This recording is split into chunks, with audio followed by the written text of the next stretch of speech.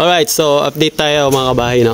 Day 3 namin ngayon, araw ng Miyerkules. Yan, so nabusan na yung poste natin dito. Tapos hanggang 3 layer lang tayo ng hollow blocks dito. Yun yung standard nila. Tapos hanggang 1.8 lang yung height ng mga poste natin. So bali maging sliding natin dito, papunta rito yan. Ayan. Tapos magkaroon tayo ng fence grill dito sa part na to. Ayan. Then baka bukas magle-layout na ng trusses si Billy. Hinihintay lang natin matanggal ito. So Sunday pa daw yung tatanggalin kasi may ano pa to, may power supply pa, no. So delikado pa. Eh naghukay kami rito, natyempohan pa namin yung storm drainage dito. No, papunta ito dito sa main drainage ng ano, subdivision. Bali mabububungan to hanggang dito sa part na to. Yan. Tapos yung mga gagawin natin dito, i-remodel natin yung kitchen. Diba? Ayan yung mga material natin sa trusses. Tapos meron tayong ano dito, bar counter or nook, no? Sa part na to bubutasan natin yan. Tapos fluted panel dito yan. Tapos meron tayong TV console dito sa part na to, no? Pakita natin yung perspective ng harap.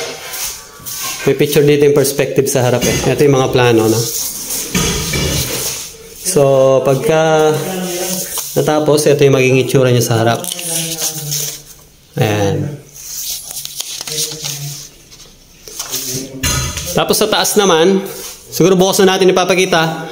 At 3 bedroom yon, gagawa tayo ng mga ano doon, cabinets, no? Pero meron tayong mga cabinets doon. So, ayan, update na tayo ulit. Ayan, bukas.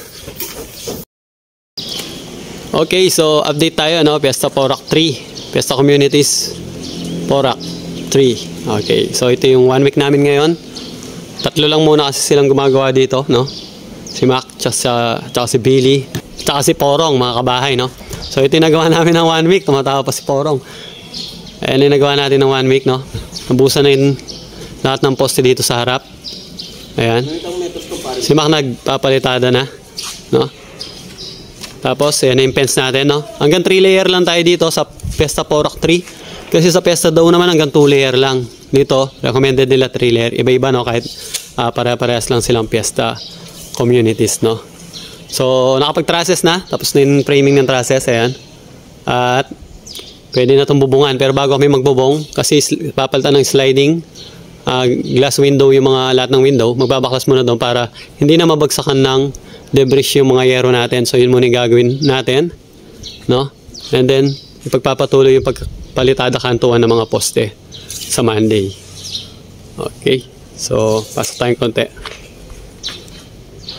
May ceiling din nga pala ito, no? Flat ceiling lang.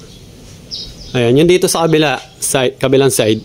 Hinihintay pa namin yung, kailangan kasi ng consent na may-ari dito sa kabila para maasintahan namin to. So hinihintay pa namin yon. Dito naman, itong part na to is, ayan, sa part ng property nila, sir. Ayan. So dyan okay lang, no? Dito lang sa kapitbahay kasi part na to ng kabilang bahay. So dito sa Fiesta Communities, hindi ka pwedeng mag-drill, magpako, or mag-grinder sa wall na ito, no? Dahil sa kabila ito. Pwede ka lang dumikit, ganun lang. So magpa-flashing ka dyan, nakadikit lang, di mo siya pwedeng ipako, magbarena, or i-grinder, no? So ididikit lang yung flashing and then silicone na lang, ganun lang yan mga kabahay, no? So dito may extra latch siya sa likod, papakita ko sa inyo. Na yan. Meron pa siyang extra latch dito. Siguro nasa mga 1.2 meters ito. Ayan, hanggang doon. Lahat ito kasi end lot itong part na to. Okay, so yung itsura nito sa loob, ganun din.